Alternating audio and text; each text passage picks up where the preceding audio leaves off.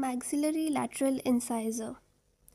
Labial aspect has rounded incisal ridge, mesially and distally rounded incisal angles, and mesio-incisal angle which is rounded. The root is tilted apically towards the distal side, tapers evenly from the cervical line to a point approximately two-thirds of its length apically.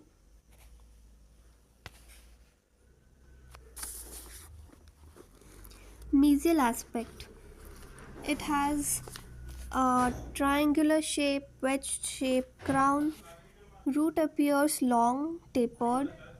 Crown is short. Incisal portion is thicker because of heavy development of incisal ridge. A line drawn from the center of the root tends to bisect the incisal ridge of the crown.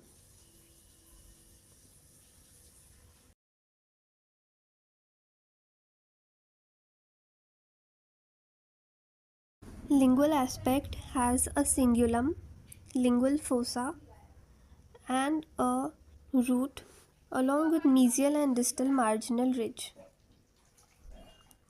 Mesial and distal marginal ridge and cingulum is prominent.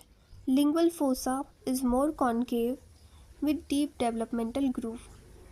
Sometimes it shows presence of a palatoradicular groove which is towards the distal side.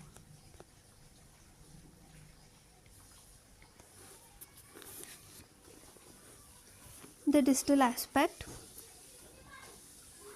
Width of the crown distally appears thicker. Curvature of cervical line is less in depth than on the mesial side.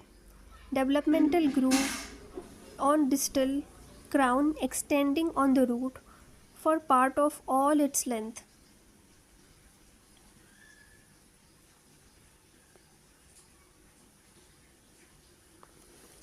Incisal aspect.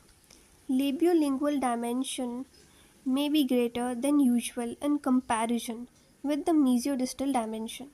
Marked resemblance to a small canine or central incisor, with cingulum being large.